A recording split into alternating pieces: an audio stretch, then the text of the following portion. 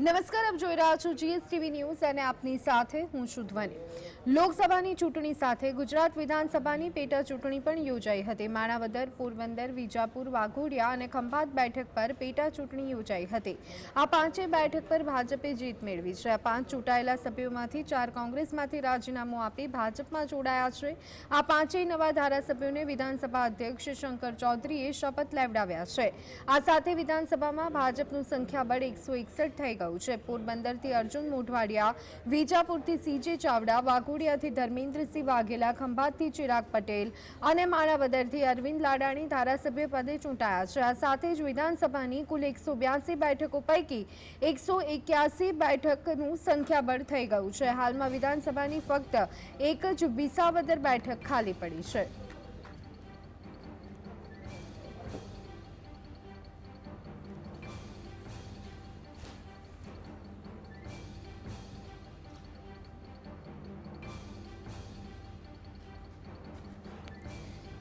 તો આજે 5 જેટલી બેઠકો પર પેટા ચૂંટણી યોજાઈ હતી તે તમામ ધારાસભ્યોને આજે શંકર ચૌધરી દ્વારા શપથ લેવડાવવામાં આવ્યા છે। વાઘોડિયાના ધારાસભ્ય ધર્મેન્દ્રસિંહ વાઘેલાએ શપથ લીધા હતા તો પોરબંદરના અર્જુન મોઢવાડિયાએ શપથ લીધા હતા। તો આ સાથે જ વિધાનસભા અધ્યક્ષ શંકર ચૌધરીએ શપથ લેવડાવ્યા હતા।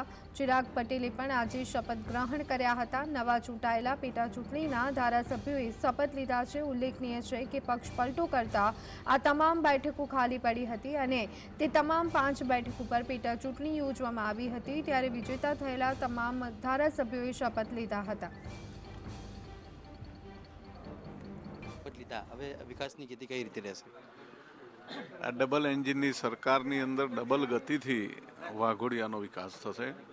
વાઘોડિયાની અંદર વર્ષોથી માંગ હતી નગરપાલિકાની। હમણાં જ 1 વર્ષની અંદર મારા ધારાસભ્યના સમયગાળામાં નગરપાલિકા મંજૂર થઈ ગઈ હોય અને વાઘોડિયાનું પ્લાનિંગ કરી ટીપી પાડી અને રોડ રસ્તાથી માંડી અને તમામ પ્રકારનું સુંદર વાઘોડિયા બને એની પ્રાથમિકતા છે। કયા કયા પડકારો રહેશે આપની સામે? પહેલા તો આમ તો એવું છે કે ભાઈ વિકાસના કામોને તમે પબ્લિકની વચ્ચે રહેતા હો એટલે કોઈ પડકાર હોતા નથી અને અમે વાઘોડિયાનો વિકાસ ડબલ ગતિથી થાય એટલા માટે ભારતીય જનતા પાર્ટીની સાથે જોડાઈ અને ડબલ એન્જિનની સરકારમાં ડબલ ગતિથી કામ થાય એવો મારો પ્રયત્ન હશે।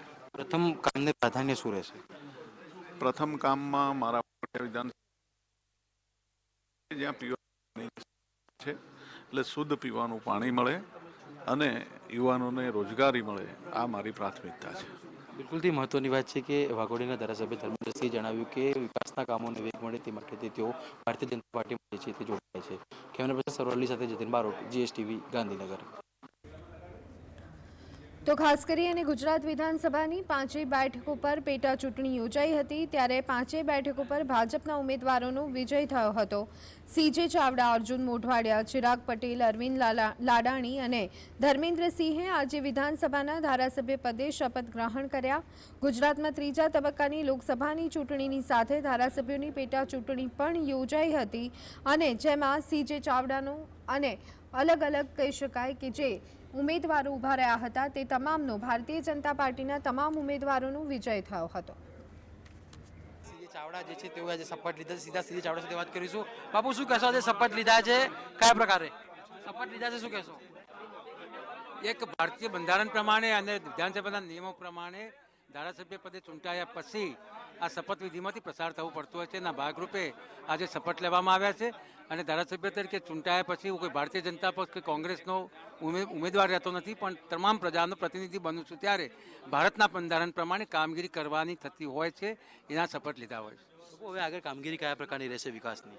વિધાનસભાની કામગીરી આપ જાણો છો તેમ વિધાનસભા શરૂ ત્યારે વિધાનસભાની કાર્યવાહી, બાકી વિસ્તારમાં અને પ્રજાના પ્રશ્નો કઈ રીતે નિકાલ થાય એના માટે કલેક્ટર, મામલતદારશ્રી, અત્યારે અછત હતી તો પીવાના પાણીની તંગી હોય તો કલેક્ટર અને આવા બધા સાથે સંકલન કરી અને પ્રજાનો કોઈ પ્રશ્ન નડી જાય એ કામ કરવાનું હોય છે। પ્રજાના પ્રશ્નો તમે કેવી રીતના નિકાલ લાવશો? પ્રજાના પ્રશ્નો સતત એક ઉદ્ભવતા પ્રશ્નો હોય છે અને સતત નિરંતર ચાલ્યા કરતી પ્રક્રિયા છે, પરંતુ સરકાર પ્રજાના પ્રશ્નોને ધ્યાનમાં રાખીને ખૂબ સુંદર કામગીરી કરતી હોય છે।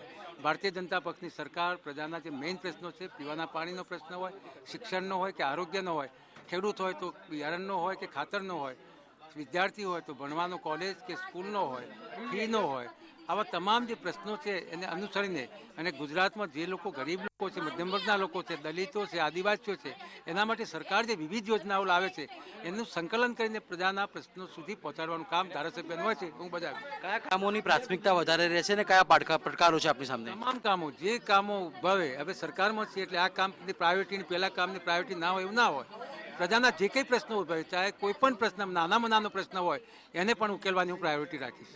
મહત્વની વાત છે કે આ હતા સીએ ચાવડા જેઓએ જણાવ્યું કે તમામ પ્રકારના કામો જે છે તે કરવાના રહેશે અને વિકાસનું જે પંથ છે તે આગળ વધારવામાં આવશે. કેમેરામેન સૌરભની સાથે જતીન બારોટ, GSTV, ગાંધીનગર.